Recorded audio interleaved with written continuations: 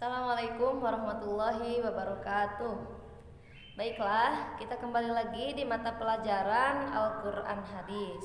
Nah, sebelum kita lanjut, alangkah baiknya kita memulai pelajaran hari ini dengan membaca doa dalam hati bersama-sama. Baca doa mulai. Selesai. Nah, hari ini apa kabar semuanya, sehat? Sehat ya.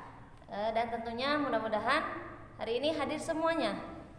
Hadir semuanya bagus. Jadi tidak akan ada yang ketinggalan pelajaran hari ini. Nah, baiklah. Minggu kemarin kita telah membahas mengenai membaca surah Al-Fatihah, surah An-Nas, surah Al-Falaq dan surah Al-Ikhlas secara fasih dan tartil, dan tentunya sesuai dengan kaidah-kaidah tajwid.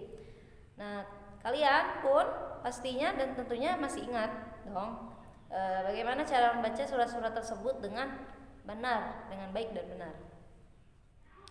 Nah, adapun kita mempelajari dan memahami isi Al-Quran ini merupakan dijadikan bisa menjadi suatu motivasi untuk kita bahwasannya Al-Quran adalah mukjizat yang telah Allah turunkan kepada Rasulullah SAW yang mana memiliki banyak kelebihan. Nah, dalam hadis Rasul pernah berkata, khairukum man ta'allamal Qur'an wa 'allamahu. Nah, sebaik-baiknya dari kalian adalah orang-orang yang mau memahami, mempelajari Al-Qur'an serta mengajarinya kembali kepada orang lain, seperti itu. Jadi jangan ada bosannya, apalagi tidak suka untuk mempelajari isi dari Al-Qur'an. Nah, minggu lalu itu kita telah membahas bagaimana cara membaca surat-surat tadi yang telah saya sebutkan dengan fasih, dengan baik dan benar, dan tentunya sesuai dengan kaidah tajwid. Nah, hari ini materinya adalah memahami ataupun kita menganalisa apa isi kandungan dan isi pokok ataupun isi pokok dari surat-surat yang telah kita bahas minggu lalu. Nah, baiklah, lebih baik kita baca dulu ya terlebih dahulu surah-surah yang kemarin itu. Kita mulai dari surah Al-Fatihah, baru nanti diakhiri dengan surah Al-Ikhlas. Yuk, dibaca semuanya di buku paket yang telah kalian pinjam ya. Sebelum pelajaran kita mulai, kalian sudah meminjam buku paket kan? Nah, kita baca surah Al-Fatihah sampai surah Al-Ikhlas yang ada di buku paketnya. Lalu buku LKS-nya juga kalian buka. A'udzu billahi minasy syaithanir rajim. Bismillahirrahmanirrahim. Alhamdulillahi rabbil alamin. Arrahmanir rahim. Maliki yaumiddin.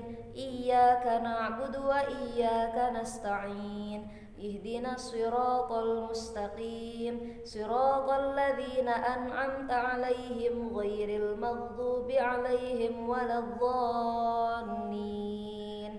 Lanjut surah An-Nasnya. Bismillahirrahmanirrahim. Qul a'udzu birabbin nas, malikin nas, ilahin nas, min syarril waswasil khannas alladzi yuwaswisu fi syudurin nas minal jinnati wan nas. Bismillahirrahmanirrahim. Qul a'udzu birabbil falaq min syarri ma khalaq wa min syarri ghasiqin idza waqab wa min syarrin naffatsati fil 'uqad wa min syarri hasidin idza hasad. Yang terakhir surah Al-Ikhlas. Bismillahirrahmanirrahim. Qul huwallahu ahad, Allahus samad, lam yalid wa lam yulad wa lam yakul lahu kufuwan ahad. Shadaqallahul azim. Nah, tadi kita sudah baca bersama-sama surah Al-Fatihah sampai dengan surah Al-Ikhlas. Berarti hampir semuanya ya, mayoritas masih mengingat bagaimana cara membaca surah-surah tersebut dengan fasih, dengan baik dan benar, dan sesuai dengan kaidah tajwid tentunya. Nah, pada minggu ini ataupun pada pertemuan kali ini saya akan memaparkan mengenai isi kandungan ataupun isi pokok dari surah-surah yang telah kita baca sama-sama tadi. Tolong dipahami dan diingatkan dengan baik ya. Nah, sambil saya menjelaskan, silakan kalian buka juga buku paketnya di halaman 15. Di situ ada materi tentang isi kandungan dari surah Al-Fatihah, surah An-Nas, surah Al-Falaq, dan surah Al-Ikhlas. Nah, yang pertama itu surah Al-Fatihah. Nah, surah Al-Fatihah ini sudah dijelaskan minggu lalu adalah surah yang terdiri dari 7 ayat, yang mana surah ini disebut dengan ataupun memiliki julukan sebagai Ummul Quran ataupun induknya Al-Quran. Nah, ada yang masih ingat kenapa surah Al-Fatihah disebut induk Al-Quran ataupun Ummul Quran?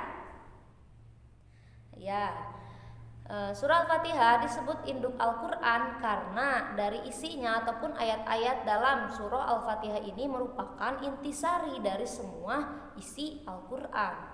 Nah, seperti itu. Nah, julukan lain ataupun istilah lain yang bisa kita terapkan ataupun nama lain dari surah Al-Fatihah itu adalah namanya itu adalah 7 ayat yang diulang-ulang ataupun as-sab'ul masani. Kenapa disebut 7 ayat yang berulang-ulang? Karena surah ini dibaca berulang-ulang dalam pelaksanaan sholat fardu, baik itu sholat fardu ataupun sholat sunnah ya. Nah, adapun isi kandungannya langsung saja sambil kalian baca, sambil kalian dengarkan juga penjelasan dari saya. Intisari ataupun isi kandungan dari surah Al-Fatihah itu yang pertama, surat ini mencakup atas 5 intisari ataupun 5 isi kandungan. Nah, yang pertama itu isi pokoknya itu terdapat unsur akidah. Unsur akidah ini terdapat pada ayat kedua dari surah Al-Fatihah. Bunyinya seperti apa? Itu alhamdulillahirabbil alamin. Nah, yang artinya segala puji bagi Allah, Tuhan ataupun penguasa seluruh alam ini.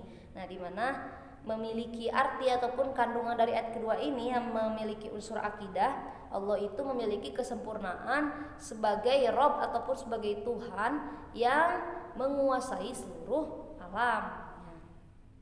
Unsur yang kedua itu unsur ibadah. Nah, unsur ibadah ini terdapat pada ayat yang kelima, yaitu ayat iyyaka na'budu wa iyyaka nasta'in. Nah, di mana yang mengatakan ataupun dapat kita pahami dalam ayat kelima ini mengapa disebut memiliki unsur ibadah, karena kita itu hanya beribadah kepada Allah seperti itu. Iyyaka na'budu wa iyyaka nasta'in. Ketika kita beribadah, maka dari situ juga kita meminta pertolongan hanya kepada Allah, seperti itu. Nah, unsur yang ketiga itu unsur hukum-hukum. Nah, unsur hukum-hukum maksudnya di sini adalah permintaan kita ingin ditetapkan di dalam agama Islam, ingin ditetapkan dalam peraturan agama Islam, ingin ditetapkan dalam hukum-hukum yang diterapkan di dalam agama Islam. Mana ayatnya? Ada yang tahu? Nah, ayatnya itu adalah ayat yang ke-6, yang mana yaitu ayatnya ihdinas siratal mustaqim, yang artinya tunjukkanlah kepada kami ya Allah siratal mustaqim, yaitu jalan yang lurus. Nah, jalan yang lurus di sini adalah, yang dimaksud jalan yang lurus di sini itu adalah agama Islam, seperti itu. Nah, yang keempat, unsur ataupun isi kandungan dari surah Al-Fatihah itu berisi tentang janji dan ancaman. Nah, janji dan ancaman di sini terdapat dalam ayat keberapa, yaitu ayat yang keempat, yang punya itu maliki yaumiddin, bahwa Allah itu adalah pemilik ataupun penguasa yaumiddin, yaitu hari pembalasan. Nah, di mana kenapa disebut memiliki unsur janji dan ancaman? Allah memberikan janji ataupun janji kepada orang yang mau taat ataupun takwa untuk diberikan surga, dan ancaman kepada orang yang tidak mau taat dan tidak mau takwa ataupun kufur terhadap Allah itu dengan ancaman api neraka. Nauzubillah summa nauzubillah min dzalik. Nah, yang terakhir dari isi kandungan surah Al-Fatihah ini adalah kisah ataupun kisah-kisah yang telah Allah tuliskan di dalam surah Al-Fatihah, walaupun tidak terlalu dijabarkan secara benar-benar rinci.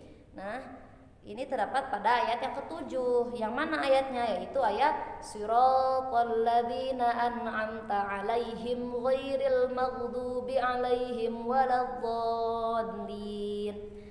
Nah, terdapat pada ayat tersebut. Kenapa disebut memiliki unsur qisah? Karena pada ayat tersebut Allah mengisahkan bagaimana orang-orang terdahulu itu diberi nikmat. Nah, orang-orang terdahulu yang mana? Yang taat dan mau takwa kepada Allah. Dan di situ di dalam ayat itu Allah mengisahkan bagaimana orang yang dimurkai olehnya karena tidak mau taat dan kufur terhadapnya.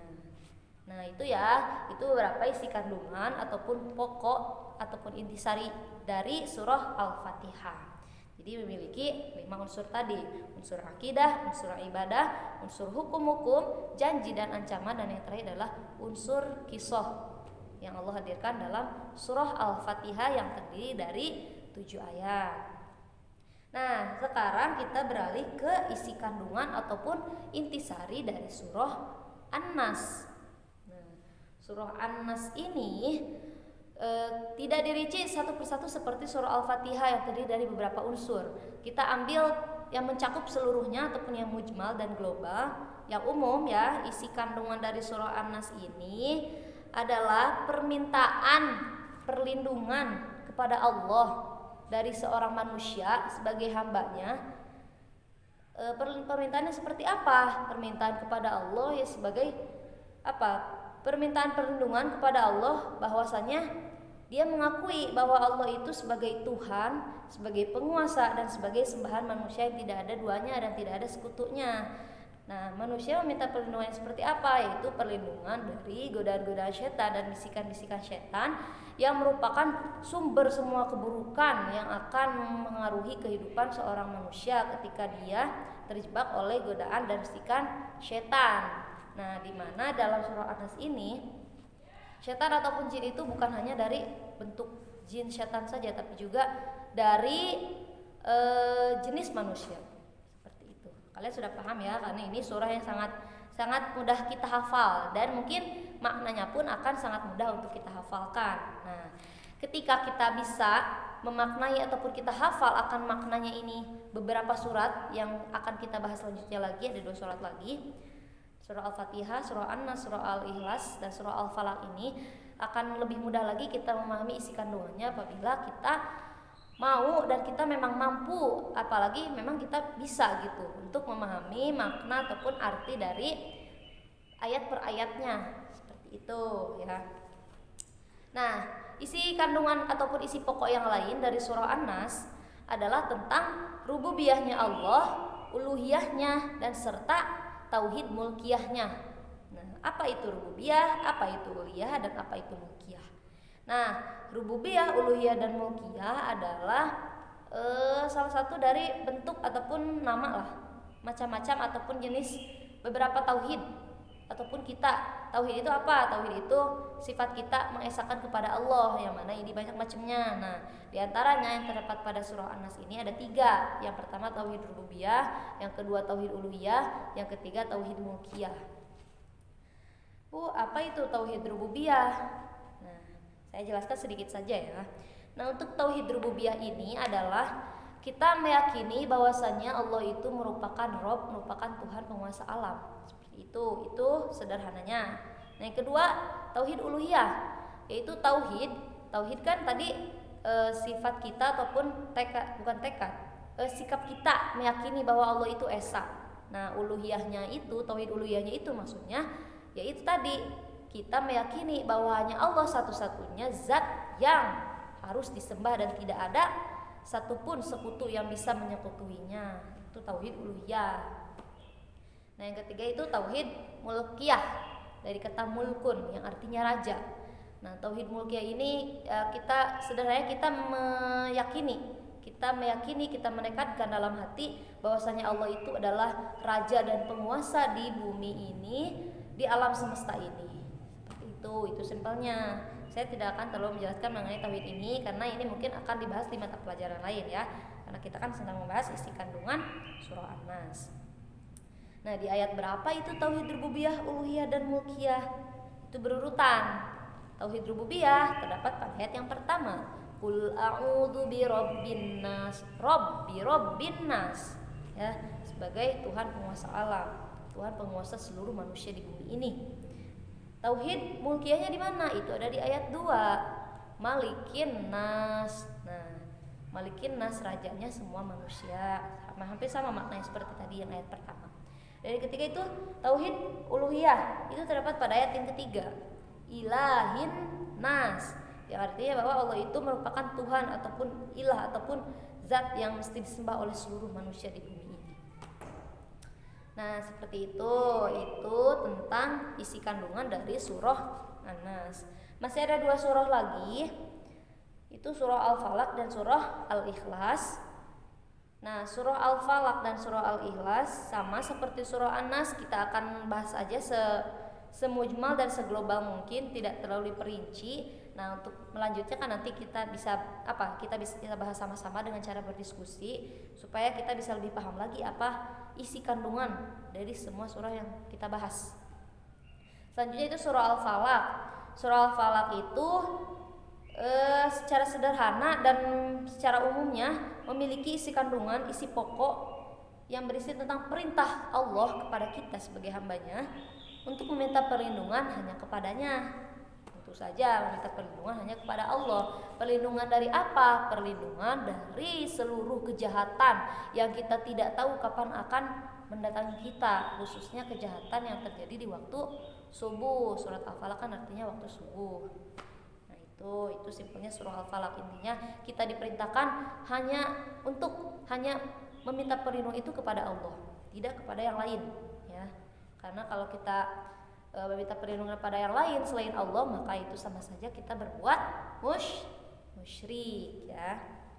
Dan itu sangat dibenci Allah dan termasuk dosa yang sangat besar sekali. Nah, surat yang terakhir, surah Al-Ikhlas.